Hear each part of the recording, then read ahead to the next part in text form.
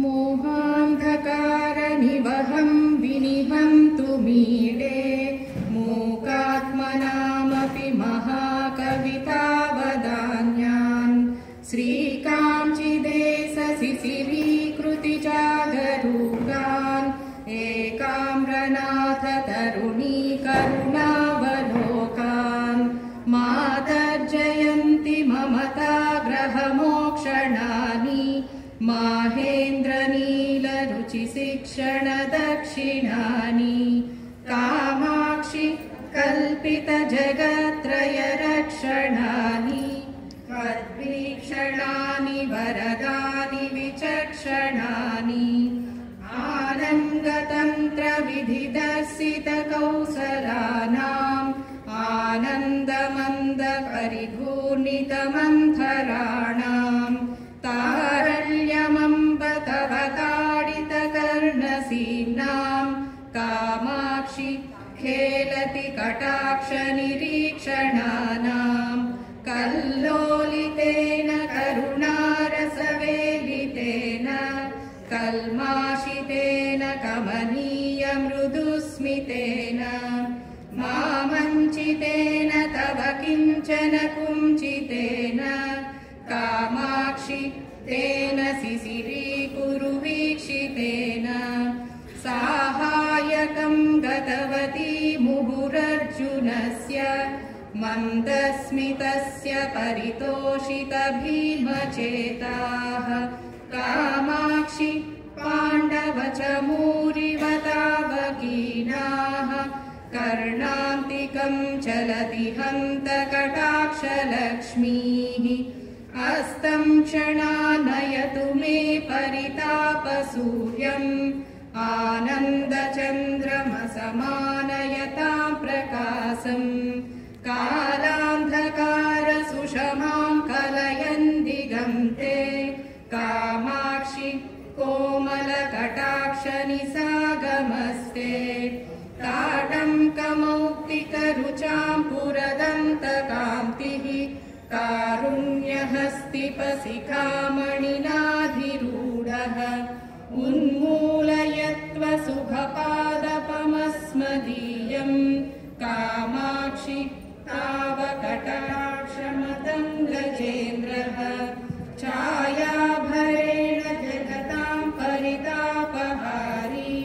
ताटङ्करत्नमणितल्लजपल्लवश्रीः कारुण्यनाम विकिरन्मकरन्दजालम् कामाक्षि राजति कटाक्षसुरद्रुमस्ते सूर्याश्रयप्रणयिनी मणिकुण्डलां सुलौहित्यलोकनतकाननमाननीया यान्ति तव स्मरहराननकान्तिसिन्धुं कामाक्षि राजति कटाक्षकलिन्दकन्या प्राप्नोति यं सुकृतिनं तव पक्षपातात् कामाक्षि वीक्षणविलासकलापुरन्त्री सद्यस्तमेव किल मुक्तिवधूर्वृणीते तस्मान्नितान्तमनयोरिदमैकमत्यम् ఇప్పుడు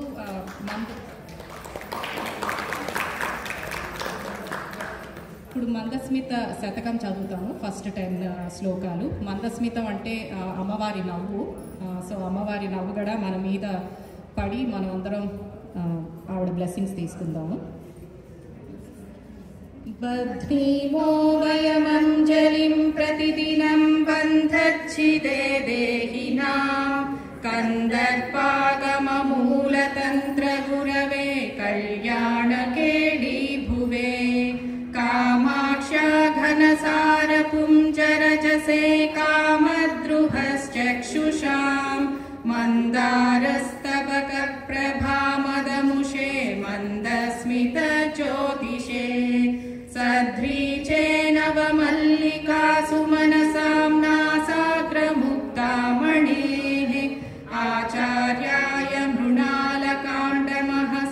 నైసర్గికాయ ద్విషే స్వర్ధున్యాసహ యుధ్వనేః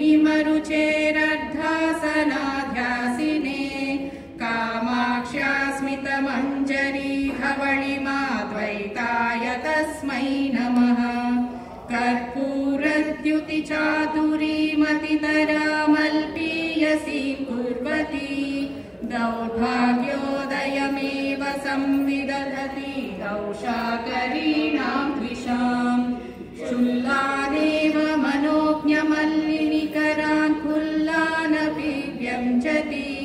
कामाक्षा मृदुलस्मितां सुलहरी कामप्रसूरस्तु मे या पीनस्तनमण्डलोपरिलसत्कर्पूरलेपायते या नीलेक्षणरात्रिकान्तिततिषु ज्योत्स्ना प्ररोहायते या सौन्दर्यधुनीतरङ्गततिषु व्यालोलहंसायते कामाक्ष्या शिशिरीकरोतु हृदयं सा मे स्मितप्राचुरी येषां गच्छति पूर्वपक्षसरणिं कौमुद्वतस्वेति माम् येषां सन्ततमारुरुष्यति तुलाकक्ष्यां शरच्चन्द्रमाः येषामिच्छति कम्बुरप्यसुलभामन्तेव सत्प्रक्रियां कामाक्षा ममतां हरन्तु मम ते हासत्विषामङ्कुराः आशासीमसु सन्ततं विदधति नैसाकरीं व्याक्रियां कासानामभिमानभङ्गकलना कौसल्यमाबिभ्रति ईशानेन विलोकिता सकुतुकं कामाक्षिते कल्मषक्लेशापायतरी चकास्ति लहरि मन्दस्मितज्योतिषाम् आरूढस्य समुन्नतस्तनतटी साम्राज्यसिंहासनम् कन्दर्पस्य विभो जगत्त्रय जय प्राकट्यमुद्रानिधेः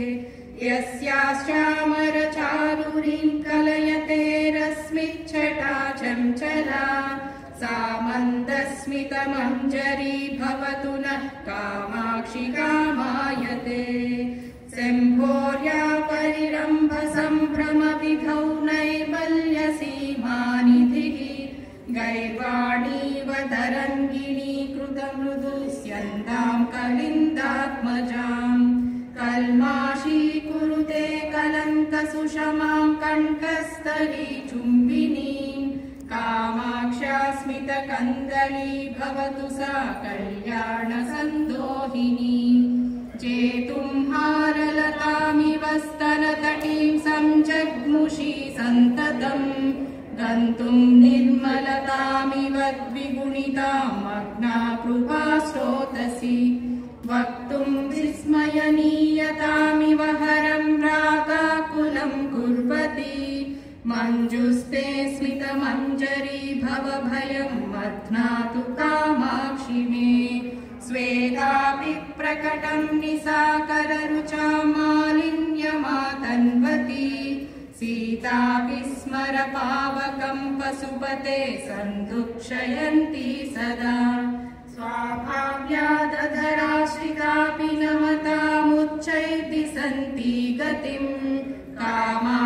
कामाक्षस्फुटमन्तरा स्फुरतु नस्त्वन्मन्दहासप्रभा आर्यामेव विभावयन्मनसि यः पादारविन्दं पुरः पश्यन्नारभते स्तुतिं स नियतं लब्ध्वा कटाक्षच्छविम् कामाक्षा मृदुलस्मितां सुलहरी ज्योत्स्नावयस्यान्विताम् आरोहत्यपवर्गसौधवलभीमानन्दवीचिकां